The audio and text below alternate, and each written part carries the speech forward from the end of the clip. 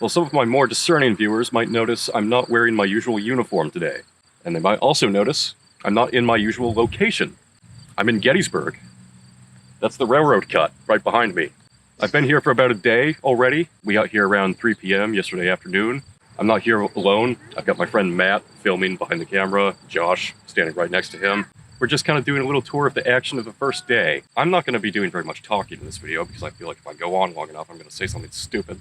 So I'm mostly just going to let Matt do most of the talking for today, and I'm just going to kind of tag along. So, yeah, enjoy the ride.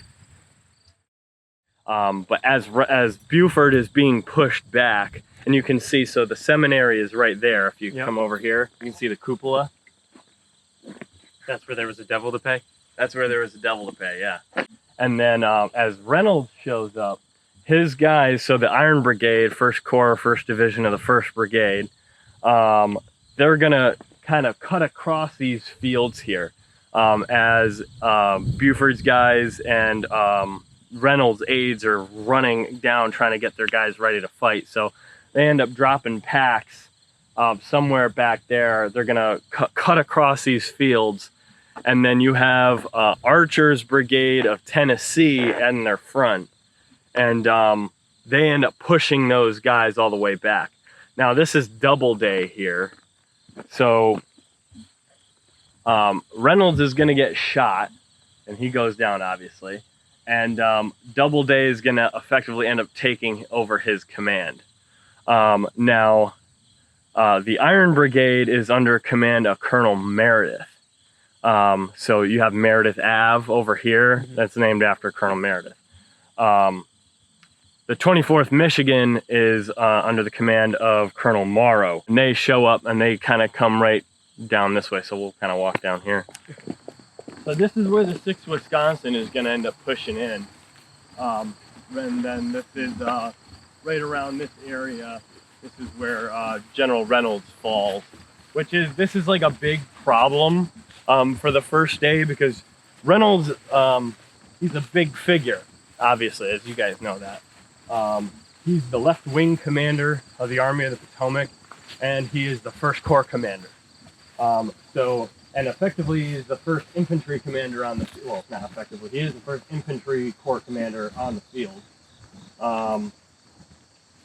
And he ends up going down pretty early. So Doubleday ends up taking command. But the brigades, they put up a really good fight, and the Tennessee men in their front end up routing pretty quickly. The units under, Archer's Tennessee Brigade. So you have the 13th Alabama, 1st Tennessee, 14th Tennessee, and 7th Tennessee. They end up routing pretty quickly. A lot of their guys are captured versus being like killed or wounded, and then Archer himself is captured. And the Iron Brigade end up taking fairly light losses in that first action, but then they're ordered to hold their position. Yeah, it's on this side, so it's going to be the eastern side of Willoughby Run, which we'll kind of see. Now, they don't like their position, but we'll kind of see that as we go forward.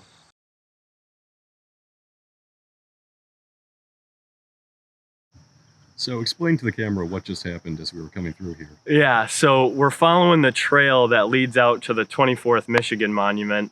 And obviously we're dressed as Iron Brigade, at least you and I are. And there's a big tour group. And I was like talking to you guys about how like the Iron Brigade is pushing the Tennessee guys through these woods, Archer's Brigade through these woods. And then next thing you know, there's just this massive like tour group. And right as like we showed up, he was talking about how the Iron Brigade was coming through, and I was like, oh my God, like this is not what we wanted. So that's the emblem of the Iron Brigade. And so that has all the emblem, or all these dignitation of the regiments on there. And then Corps badge there, big circle.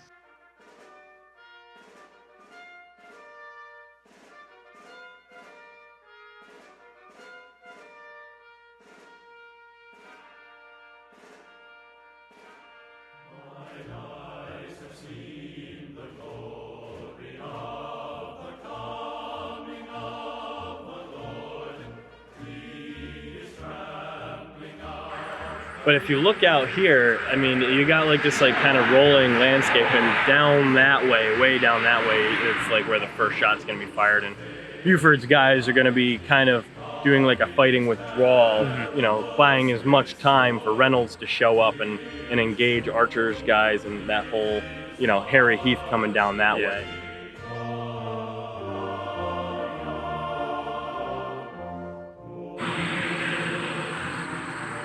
There he is, J.N.O. Buford.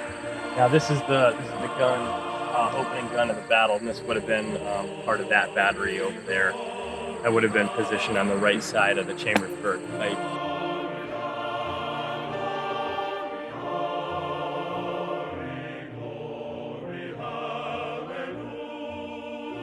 So if you look over here, see where that bridge is?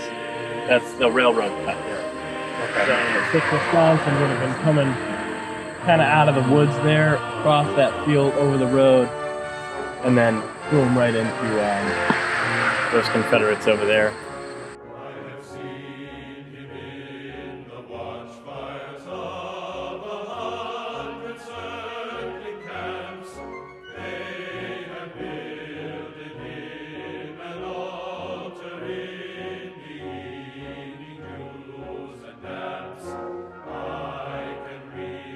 So what are your first impressions so far?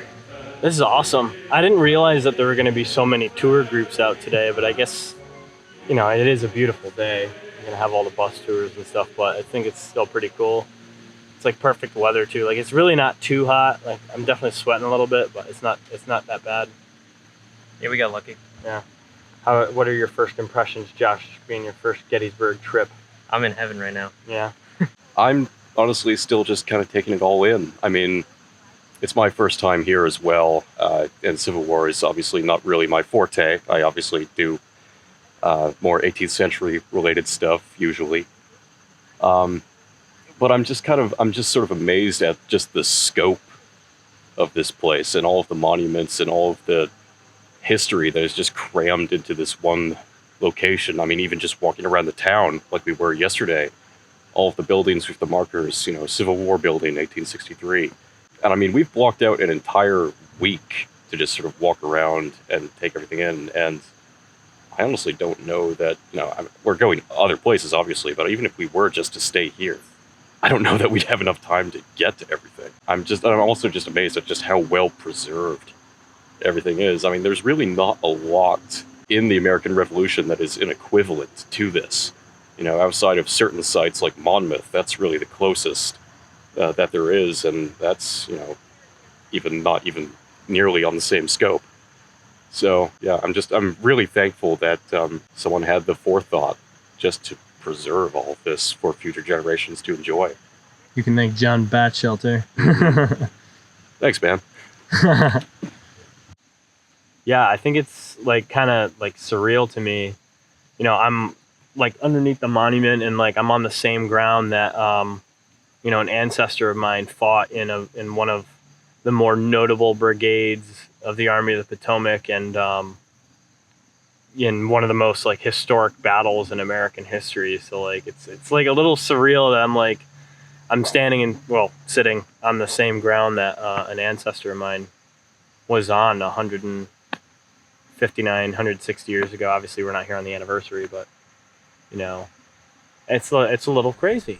Yeah, so we're coming out of Herbst Woods there by the General Reynolds, you know, falling monument, and we're coming back, and a guy comes up to us, and he wants to take like a photo of us. Like, we ran into that a few times already, so we're like, okay, another photo.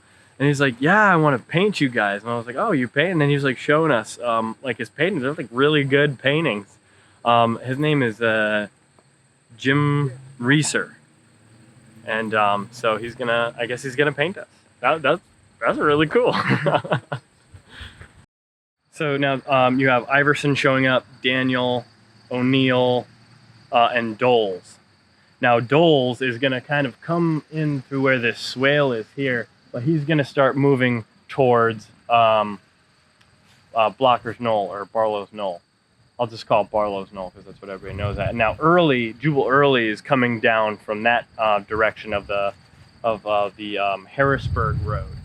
So he's going to be coming in from that direction. So Doles is going to kind of link up with him and help push that direction.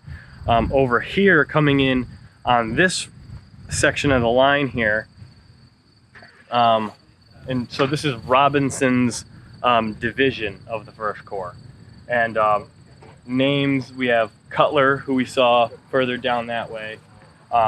Baxter is here, and he's actually going to refuse his line to check the Confederates under O'Neill coming at him kind of from, you see like this like slant here of the western side of the hill. O'Neill is coming out of this direction. Now the Confederates are all under O'Neill, Iverson, they're supposed to be coming at him all at the same time, but through a miscommunication, O'Neill's comes out without support. So Baxter and the other Union forces here focus him down, and they take pretty heavy casualties. Iverson is going to be coming down from this side of the Mummersburg Road, so like the southern side of the Mummersburg Road. Iverson is going to be coming at through here. And that's where you have the 12th Massachusetts, whose monument is right over there. We also have the 88th Pennsylvania, 83rd Pennsylvania, 97th New York, and 11th Pennsylvania. Now, some of these units here, 90th Massachusetts, or not Massachusetts, 90th Pennsylvania, 88th Pennsylvania, 83rd New York, they're going to swing over this way to check O'Neill's advance here. Mm-hmm. Then you have McLean's brigade of Alabamians. O'Neill is made of Alabamians, North Carolinians. And then Iverson has a lot of North Carolinians. Iverson, same thing. Daniel, North Carolinians, Mississippi.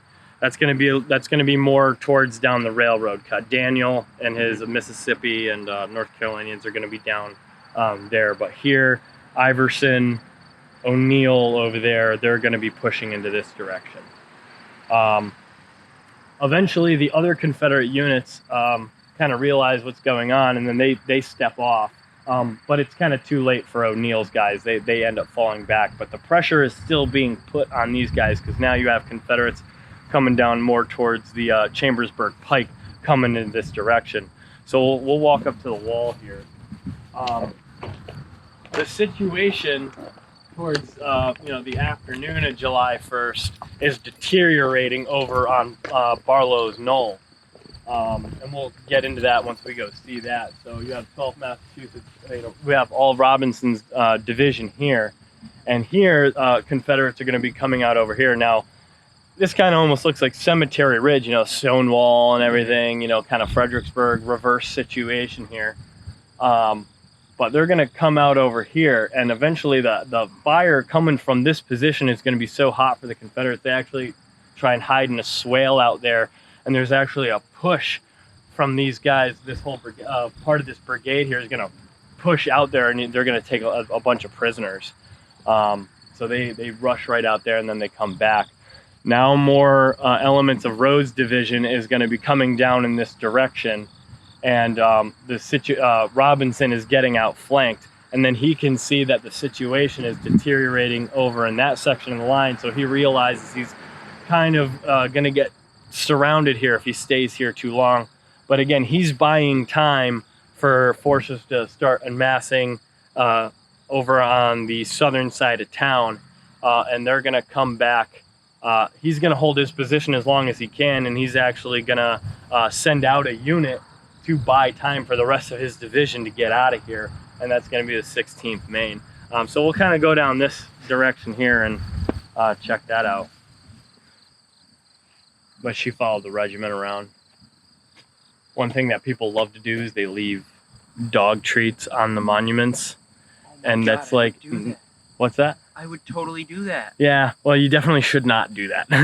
Don't do that. It ruins the monuments. You can even see like over time, like, you have all this like kind of, corrosion here, and that's definitely like due to people leaving coins and stuff like that. So don't litter on monuments, even if you think it's like a good memento. Don't do it. This has been a public service announcement from Matthew Valier.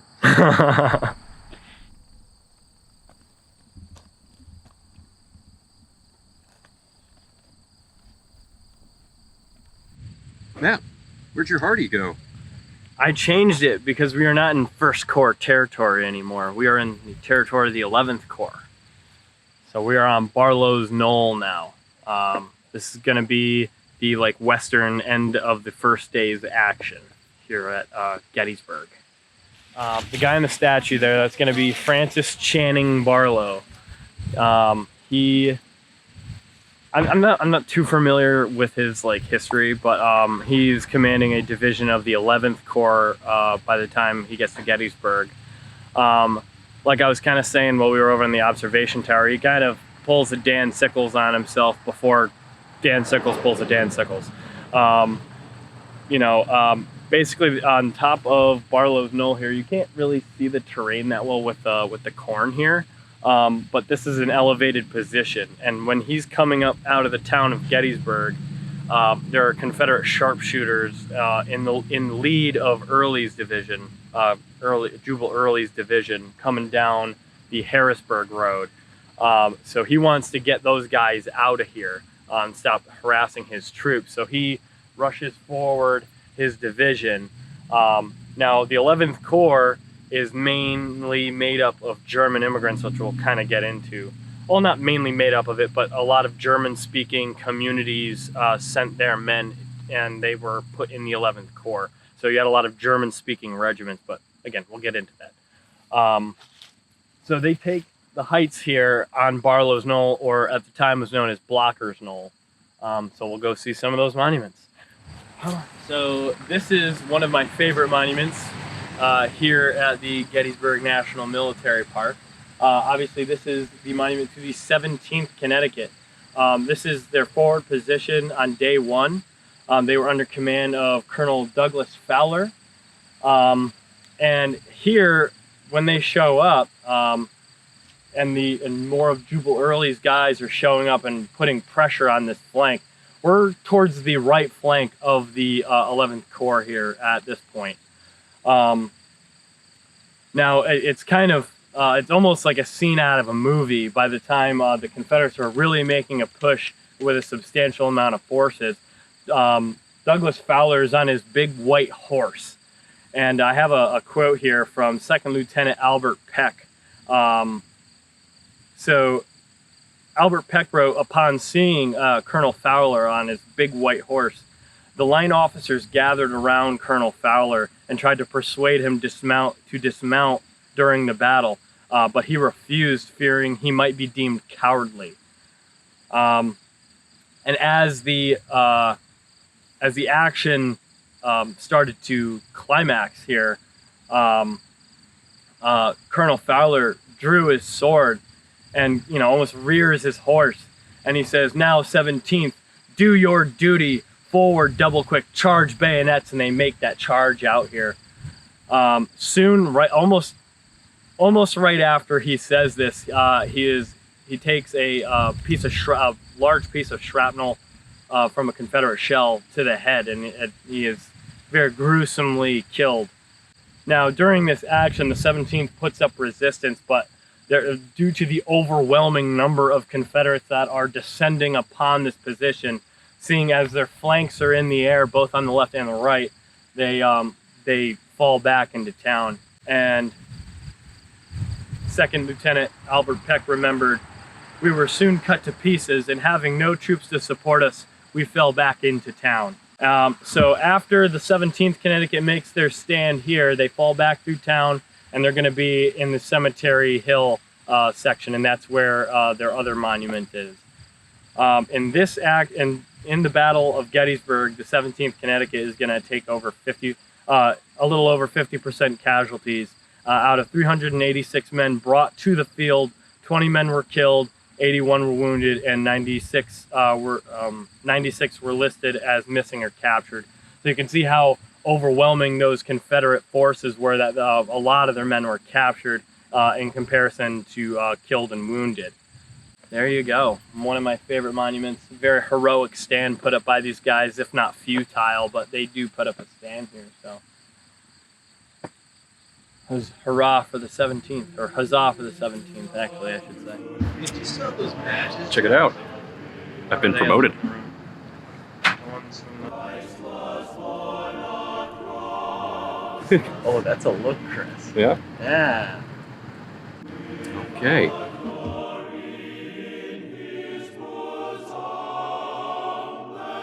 Well, we've come around to sort of the edge of the battlefield, down to the Slider Farm, and if you look behind me, way off in the distance there, you can see Devil's Den. And then a little bit off to the side is Little Round Top.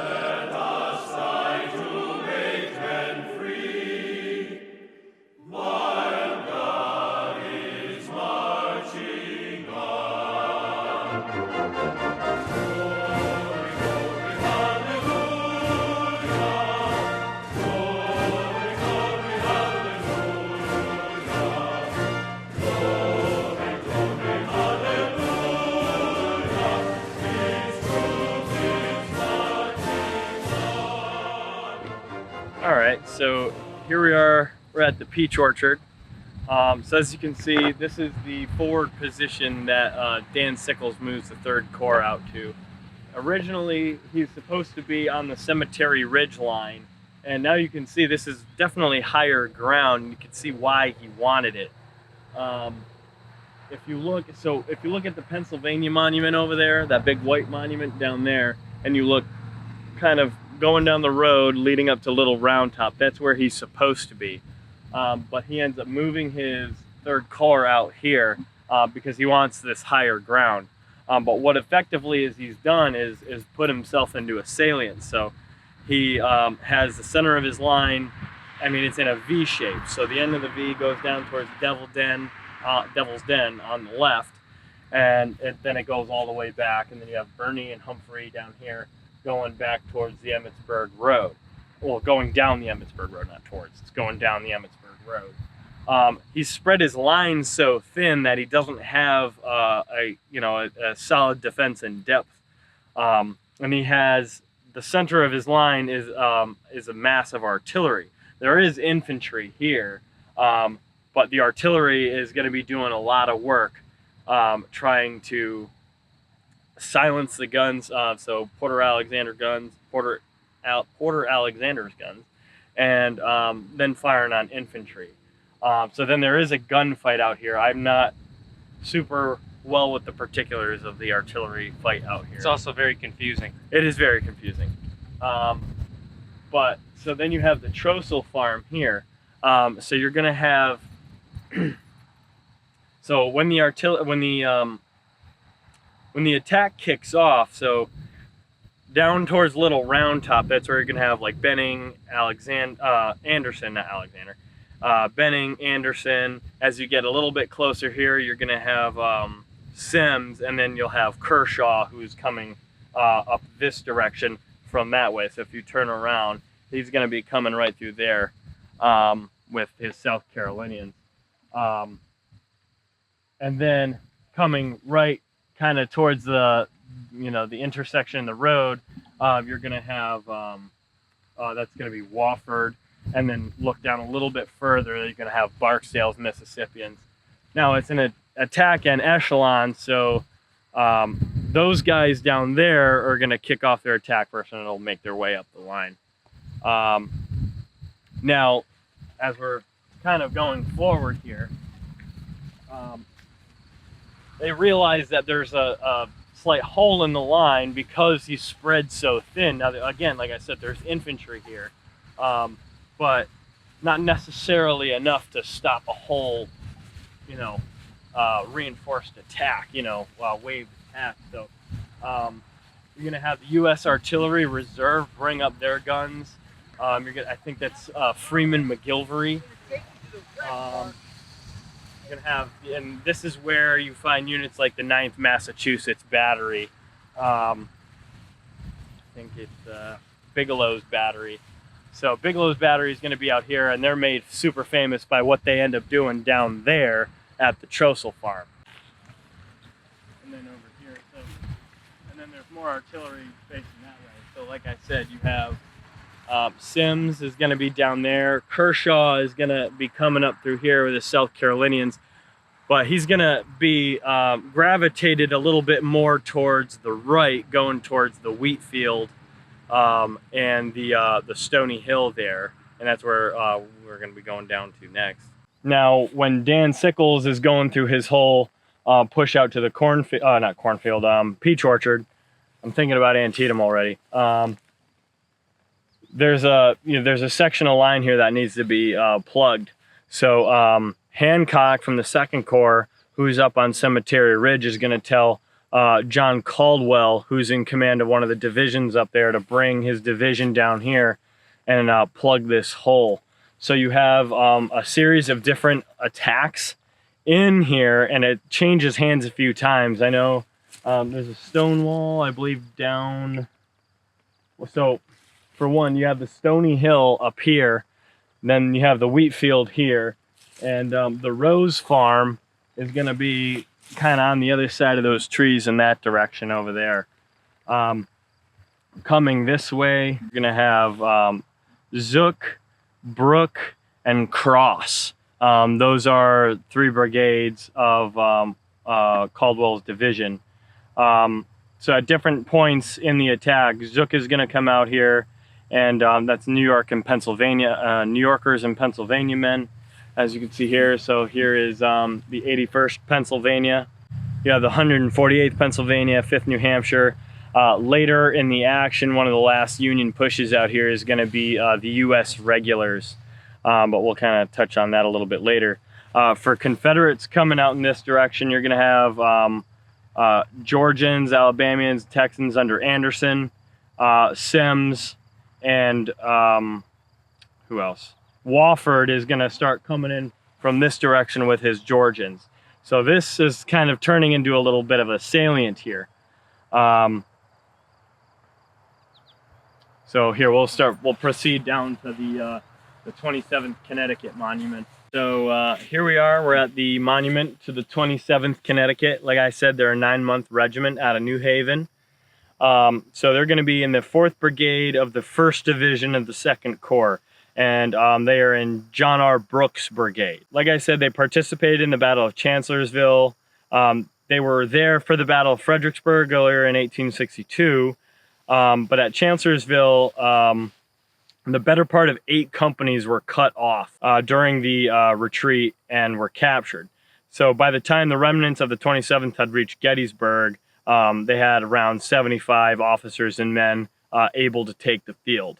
They had enough to make up 3 companies, obviously 3 depleted companies, not full 100-man companies. Before Brooke goes in with his brigade, you have Edward Cross's brigade, and you have Colonel Patrick Kelly's Irish brigade that first pushed into the wheat field, engaging the Georgians and South Carolinians in their front. Meanwhile, the 27th was placed in reserve with the rest of Brooks' brigade, obviously. With the support needed in the initial assault and realizing the exposed position of his reserve, they were already taking losses just being in reserve. Caldwell ordered Brooke and the 27th Connecticut to move out into the wheat field.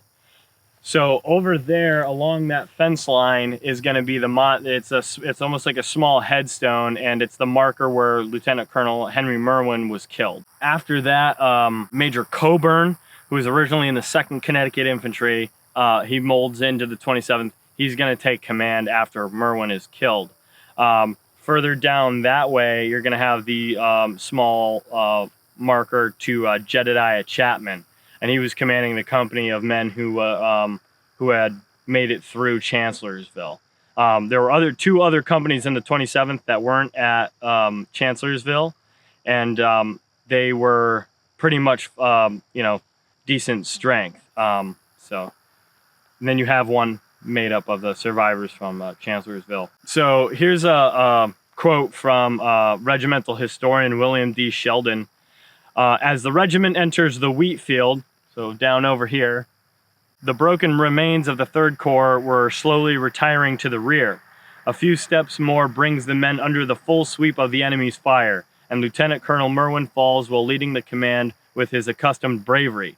Under Major Coburn, the line still presses forward at the double quick through the wheat field and woods beyond, so they're going to keep advancing on through this way and through those trees right yonder over there. Through the wheat field and woods beyond, driving the rebels a quarter of a mile across a ravine, which on the further sides rises into a precipitous ledge.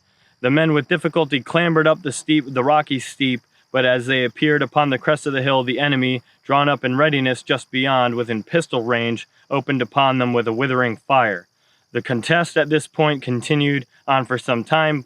Planting the colors upon the top, the men loaded their pieces under shelter of the brow of the hill, and then rising up, delivered their fire. So although small in their numbers, Brooks' men proved too much for the Georgians, who had already previously been engaged with Cross and Kelly out here. So those guys buy time for reinforcements to kind of, these Union guys out here between Cross and Kelly buy time for more support to come up. But behind Anderson's Georgians that are out here, Paul Semmes is going to come in behind him, and they're going to ultimately drive off the 27th and Brooks' brigade. But to their credit, the 27th had held up for between half an hour and 45 minutes, stalling the Confederate advance and delivering a retreating fire, engaging those Confederates. In this action, the 27th Connecticut had lost 38 of their men, 38 of their 75 men, 11 killed and 23 wounded. These figures include their commander, Henry Merwin, and Captain Jedediah Chapman.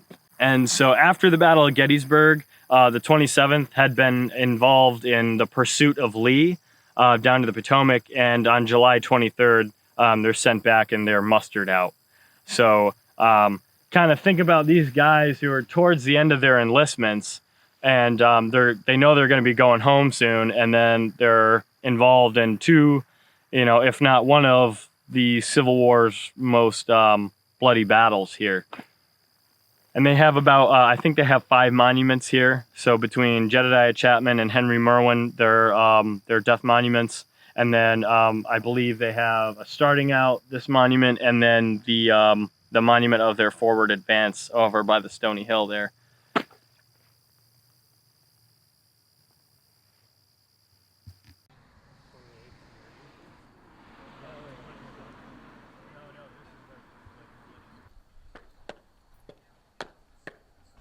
Be careful on the steps here.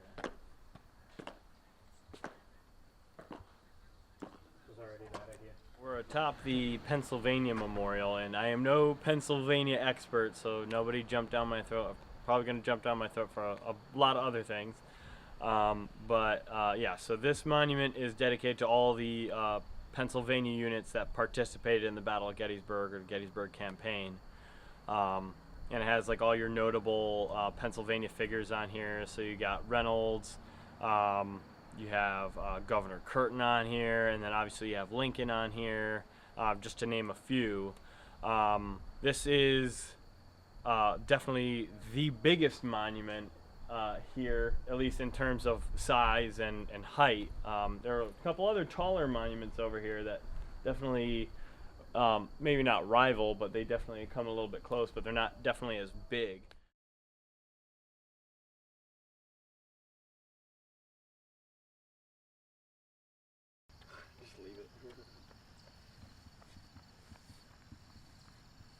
Josh, it looks like you found your people. I have.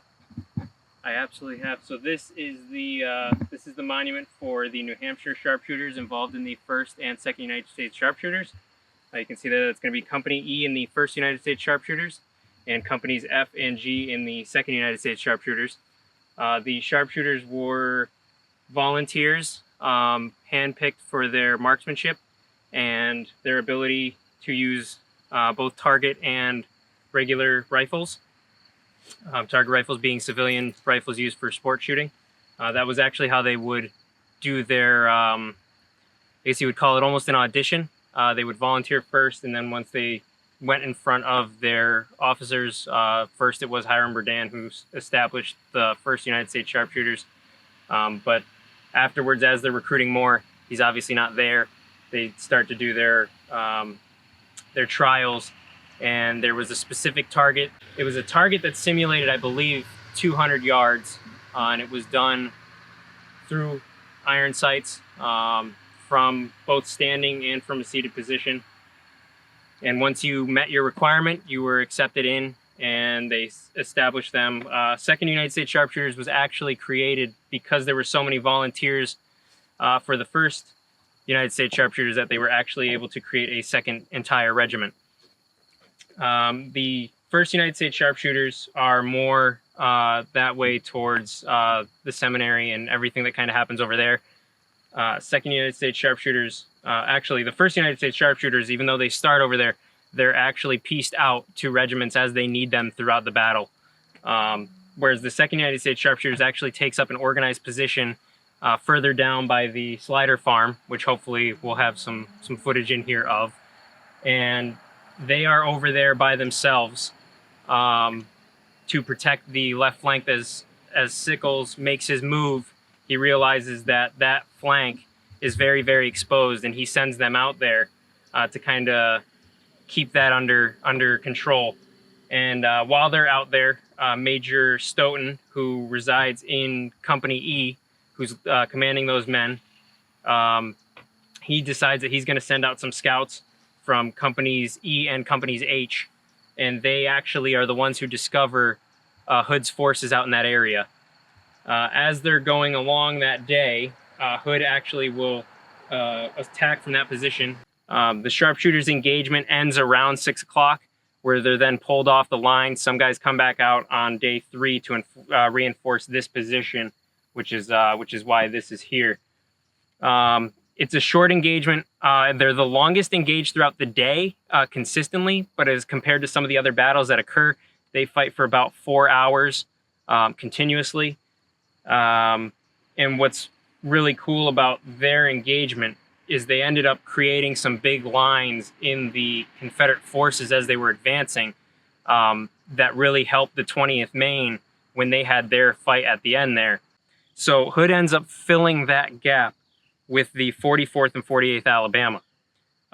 This ends up being huge later on because Benning is ordered to follow Law's brigade, and he falls behind the 44th and the 48th Alabama, thinking that they're still part of Law's brigade, and he follows that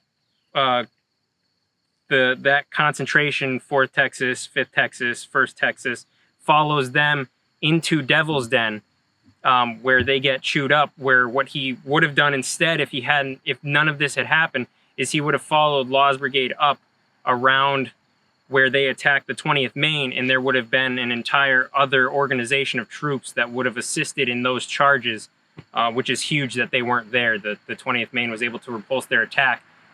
They might have still been able to do it if those units weren't there, but we have the result that we have partially because they weren't. So we know that had those sharpshooters not pulled that engagement, then things might have been a lot different up on that side of Little Round Top there.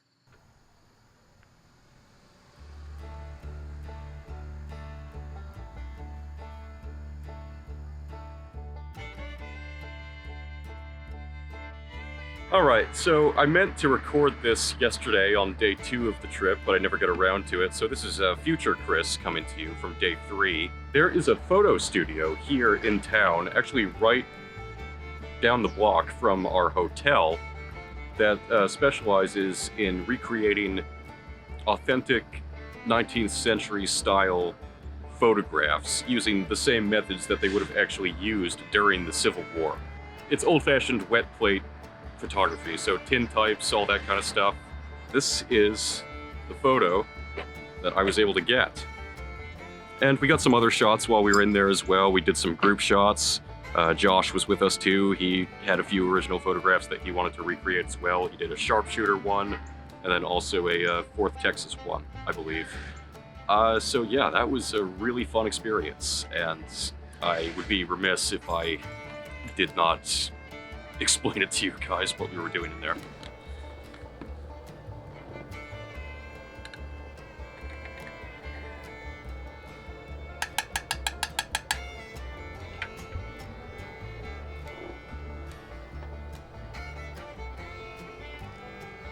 Whoa. That's super cool. Oh man. But yeah, anyway, now we are on our way to South Mountain. We're not going to spend the entire trip here in Gettysburg. We're actually going to tour some other sites as well. So tomorrow we are actually going to be in Antietam for the 160th. But before we do that, we also want to go to South Mountain because that's sort of the prelude to Antietam.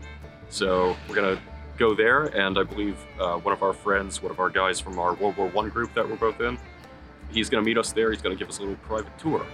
So, should be a lot of fun.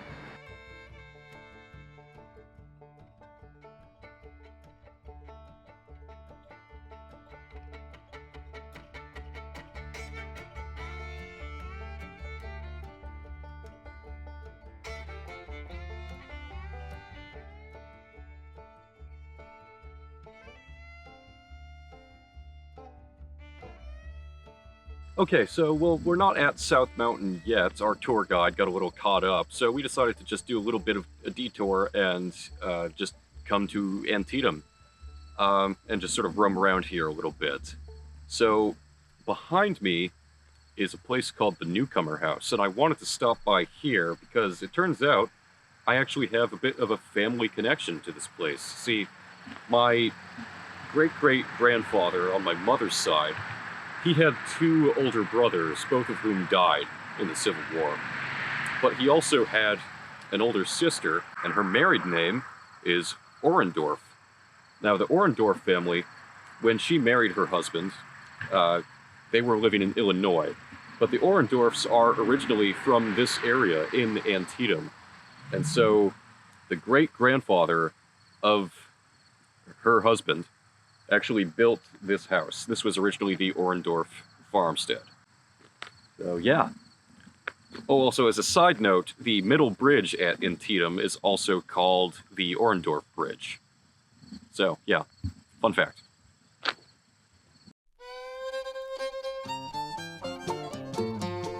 Bring the good old bugle boys, we'll sing another song. Sing it with a spirit that will start the world along. Sing it as we used to sing it, 50,000 strong, while we were marching through Georgia. So this is 2 days after the battle, 106, that's this house. Mm-hmm. There's the barn across the street. Okay, this, I always tell people, instead of cars flying over this bridge, this is a stagecoach flying over. This is from on top of the hill here, looking down. That's this house. Oh, wow. There's the barn. Pretty cool. Yeah. Statue up here of Lee. Yeah. Yeah, a guy named Cheney owned the property, and he believed he was related to Robert E. Lee. So he spent his own money, which is incredible, to put that. You know, who would do that? Yeah. To build this statue. Yeah. That was in 2003. In 2007, the Park Service purchased all the property, so now Park Service owns this monument. Hurrah, hurrah, we bring the Jubilee. Hurrah, hurrah, the flag that makes you free. So we sang the chorus from Atlanta to the sea, while we were marching through Georgia.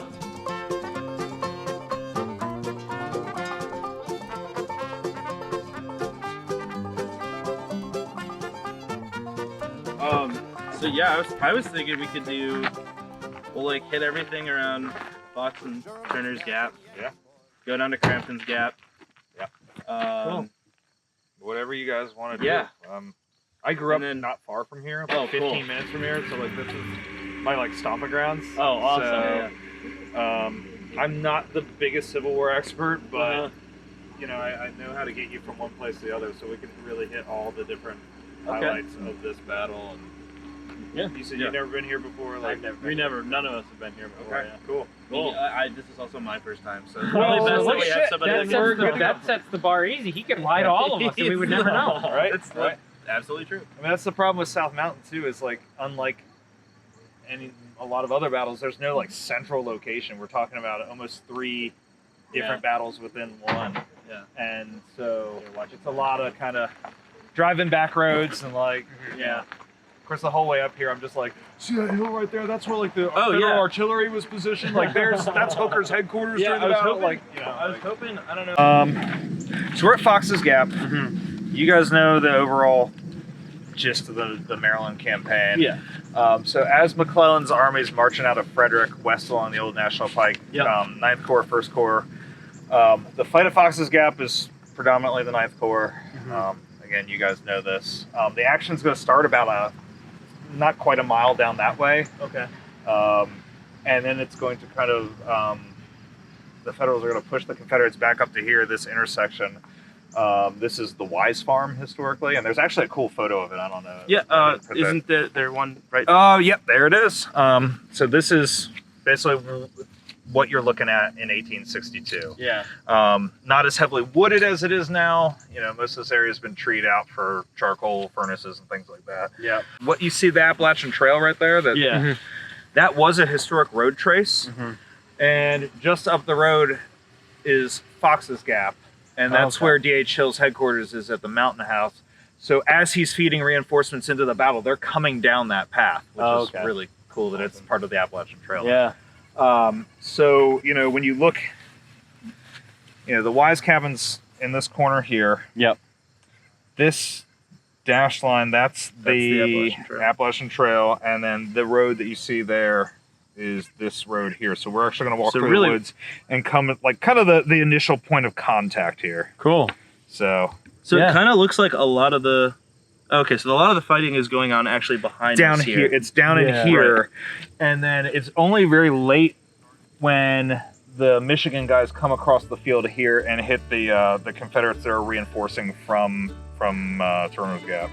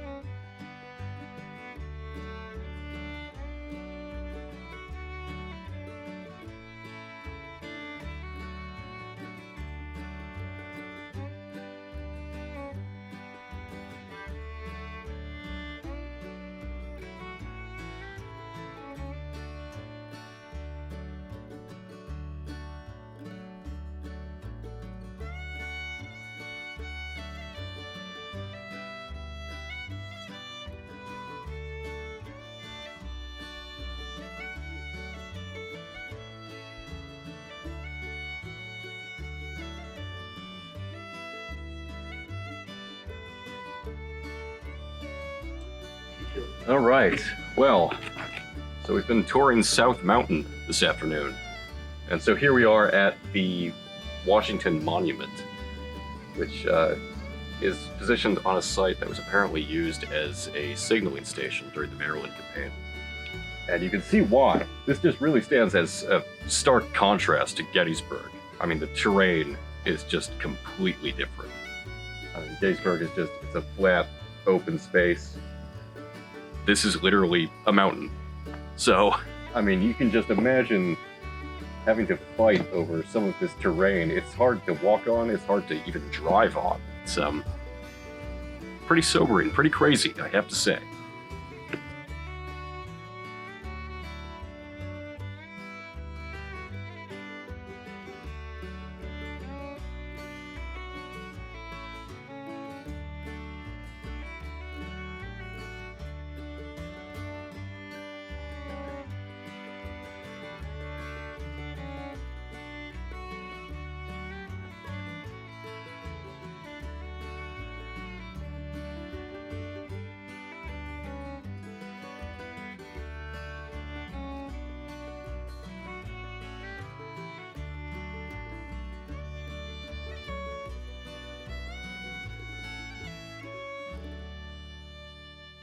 Okay, so we're back at Antietam again this morning. We were here for a little while yesterday. We swung by the Newcomer House, but couldn't stay too long because we had to check out our tour at South Mountain, and that took basically the rest of the day.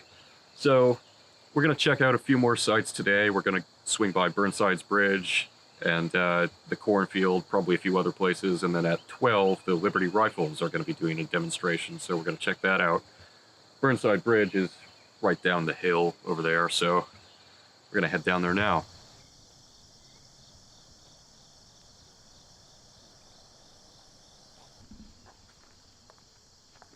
So that's the witness tree right there next to the bridge on the other side.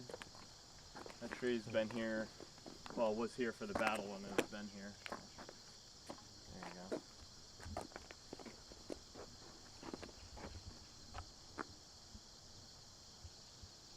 So this is the 11th Connecticut Volunteer Infantry Monument.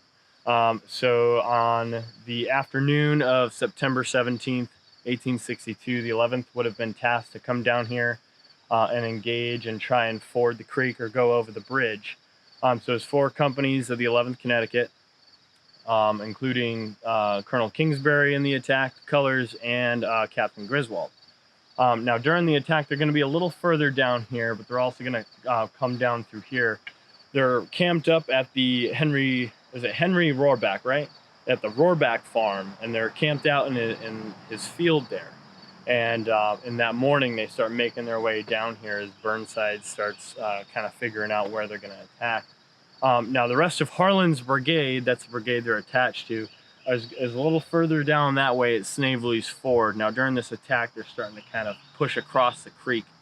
And that includes the 8th Connecticut, 16th Connecticut, and the 4th Rhode Island. So now with the 11th Connecticut, kind of like what we were saying earlier, in earlier campaigns and expeditions, stuff like that, they get pulled away for different duties. So I think this is them again being pulled away for this specific duty. So this flag is the first national flag that was given to the 11th Connecticut while they were in Hartford. It was presented to them by the ladies of Hartford, and also Miss Julia Beach, who was Lieutenant Colonel Stedman's fiance or girlfriend. I think she's fiance later on in the war. So at the beginning, she's his girlfriend, and they present the 11th Connecticut with this flag. When they moved down to New York, before they're moved down to Annapolis for the North Carolina expedition, the Colonel Kingsbury, now this is THC Kingsbury, not Henry Kingsbury yet, so it's a previous Kingsbury. So the previous Colonel Kingsbury buys a regimental that is a little more uniform to the other regimentals of other Union units. So it has like a bigger eagle on it, standing on the shield. So he gets that flag for the regiment. The men don't want to get rid of this flag, so they end up sewing both of the flags together. So imagine carrying that giant, heavy flag into combat at full wind, you know? So they carry that flag through the Battle of New Bern, and then when they camp in North Carolina through the beginning of 1862 into the summer, THC Kingsbury resigns, and Henry Kingsbury is appointed to that position. And now Henry Kingsbury is a personal friend of Ambrose E. Burnside, who is the commander of the 9th Corps. So on the afternoon of the 17th, the 11th Connecticut is going to come down into this field here, and they're going to assault both sides of the bridge. The men know going over the bridge, they're going to take very high casualties, higher casualties than they've already taken getting to the bridge. Colonel Kingsbury is going to be hit twice, and then being carried off the field, he's going to be hit twice again, and he's carried up to the Rohrback farm. Captain John Griswold is going to hop the fence here, and he's going to ford the creek, and he's going to urge his men to go forward. But he's also going to be hit on the other side of the creek, and he's going to lay on the bank there. According to Philo Pierce, on the morning of the September 17th, we ate our hardtack without any coffee, and we were soon called to order. We were on the move, getting the lines formed for an advance on the ridge above the creek. The rebel battery got a range on us. Soon our batteries were swung into position, and an artillery duel commenced. While our colonel, Henry Kingsbury, was getting us into line and was on his horse, a shell from the rebels broke and a piece struck his horse. As the horse fell, I had to dodge to keep it from falling on me. The colonel was not hurt and was soon on his feet, calling us to keep cool. I can say it took some nerve to keep cool as the shells were bursting all around us.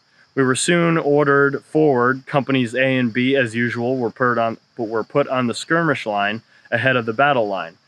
We deployed in line, being about a rod apart, and down the ridge toward the creek. Before we got to the creek, we came into a cornfield. This field was part of Henry Warback Farm. This was quite a protection, but it did not last long. In this cornfield, we came upon a rebel brass band who had run and left their horns and instruments laying on the ground. We came to the edge of the field where there was a rail fence along the road. The rebel line was just across the creek from us. Now the fun commenced. I don't think we were over 20 rods apart. Our Captain John Griswold was a brave man and jumped over the fence saying, "Come on, boys." I, with some others, did jump. As we did, we got a volley of shots from the rebel line. I had a ball cut through the top of my left side, but it did not cut the flesh. I fell into the road ditch where it had been plowed and scraped. This surely saved my scalp. Now it was time to do our duty. Captain Griswold was hit, and as he rushed into the creek and kept plunging ahead until he got across. He shouted for us to come and get him, but we had our hands full. To say we worked well is putting it mildly. I fired every shot I had, and Sergeant Irving Stevens, the man next to me, was hit through his left hand and couldn't fire anymore. He shoved his cartridge box over to me and said, "I can't fire anymore." I fired so fast that my rifle got hot and I had to pour the water on it to cool it. I had a good view of their line across the creek on the ridge. Before our battle line got down, I had fired all my shells and what Sergeant Stevens had left. Each man had 60 rounds, and all of our company who did not get over the fence fired all their shells. When the battle line came down, each one fell behind the fence. I lay in the ditch in front as close as I could as the line was falling over me. This lasted until our men to the right charged the bridge with 3 charges. This forced the rebel line back as our men kept crossing and driving the rebels back. Our loss was heavy. Colonel Kingsbury was killed, Major William Mogling was wounded, and most of all the staff officers killed or wounded. So that's the action here at Antietam Creek, according to Phil Pierce, who is a member of Company A of the 11th Connecticut. So when I started doing research, when I wanted to have this flag recreated, we didn't have any imagery of what this particular flag looked like. In the Hall of Flags at the state capitol in Connecticut, there are second flags that they got later in the war in 1864 that Colonel Stedman buys, which are made by Tiffany and Company. They were put on display at Battle Flag Day in 1879, September 17th. When the veterans are bringing the flag up, they actually can't, the first flags up, they say they can't even unfurl them because the flag is so shot up and it's so distressed. But losing any piece of that flag is too precious, and it's just too much to risk. So they keep the flag furled up on the staff, which the staff itself is even shot up. There's like canteen straps holding it together. They put those flags in storage. So it wasn't until the 1980s there was like a conservation crew or preservation crew that went into the state capitol, and they photographed all of the flags that were in the Hall of Flags before they were going to undergo their preservation. There was like a almost like fabric exoskeleton that they put over the flag so they could remain in the Hall of Flags on their staffs, but the fabric wouldn't fall off. They unfortunately weren't able to do that to the first flags of the 11th Connecticut. So I didn't know what these flags looked like at all. So it wasn't until that I got my hands on a copy of the Connecticut State Battle Flag book that talks about all of the flags from the Civil War up until I think Vietnam. I think all the battle standards of all the Connecticut national troops. So the first flags of the 11th Connecticut were photographed in there, and that's where I sent images of this particular flag to a guy out of Oregon who's out of business now. It was going by the Color Bearer, and he made this flag for me. The title on the flag that you see here is not original to the first flag. There was no title on that flag, but since I don't have the second flag that was sewn to this flag, I decided to kind of pay homage to it and just write the name of the unit on there. And when I do get the second flag, I'll have this changed to just a regular red stripe.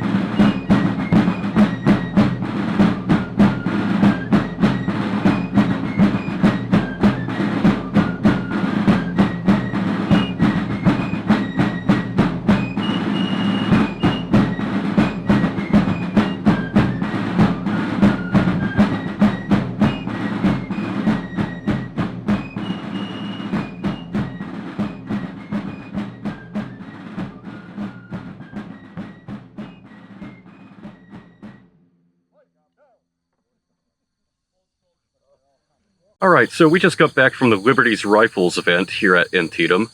Now, the Liberty's Rifles is a reenactment group that is a little bit different from other groups in that they don't have one consistent impression. They sort of bounce back and forth between different impressions depending on the specific event.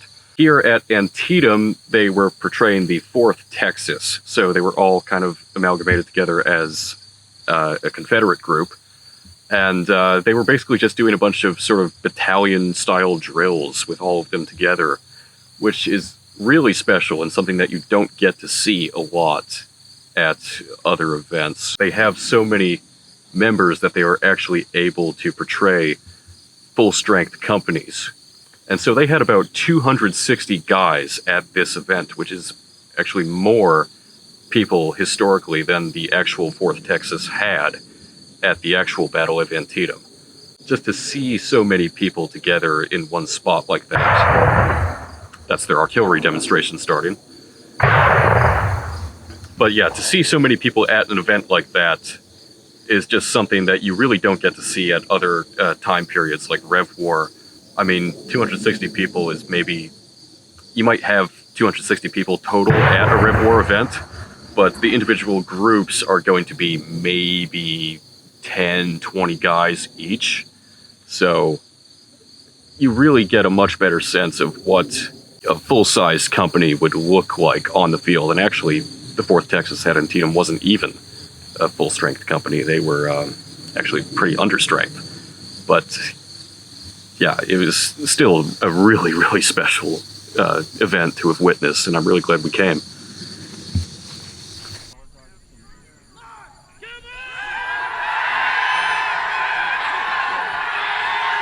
Here's a picture. This is 250, 260 men. The picture is 4,000 men coming at you like this.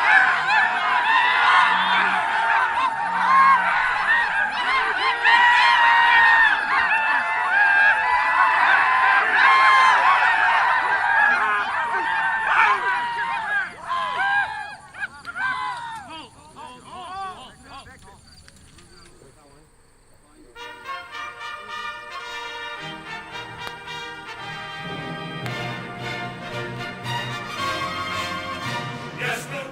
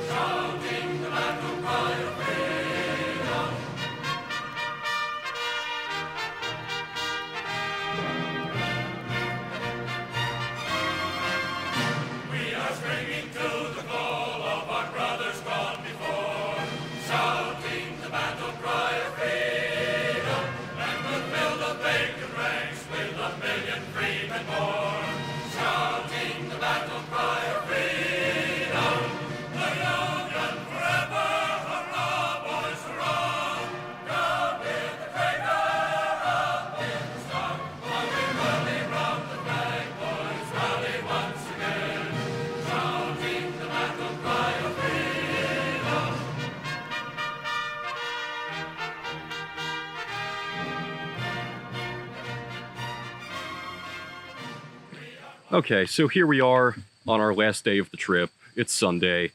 The week has just sort of flown by. I remember at the start of the trip, I said something about even though we were going to be here for a week, we probably weren't going to have time to see all of the things that we wanted to see. And I did not realize at the time just how accurate of a statement that was going to end up being. I mean, we didn't really have all that much stuff planned, to be honest. I mean, we had our sort of list of the main things that we wanted to hit, and I still feel like we maybe only got to about 2/3 of it. But yeah, no, it's been a very interesting experience for me, obviously, since it's my first time here, and it's Josh's first time here as well. And yeah, I'm still kind of at the same spot that I was at the start of the trip, where I was just sort of taking it all in, and I'm still taking it in. And you know, you really don't understand just the complexity of this operation or the scope of the battlefield until you come here and you see it for yourself. And even then, it's hard to imagine just how many soldiers would have been here at any given time. I mean, you can see the flank markers next to the monuments that more or less give you an idea of, you know, where their lines would end and begin. And we got to see a little bit of that sort of visualized when we went to Antietam yesterday, and we saw the thing at the Liberty's Rifles event where they had the 4th Texas.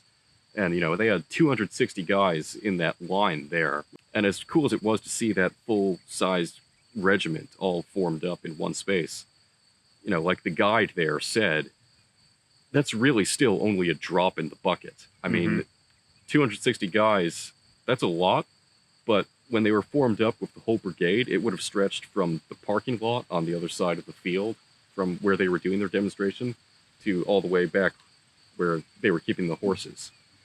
So, I mean, it's just, if you imagine that, and then just sort of, you know, apply that same picture to here, I mean, it really is just sort of mind-boggling.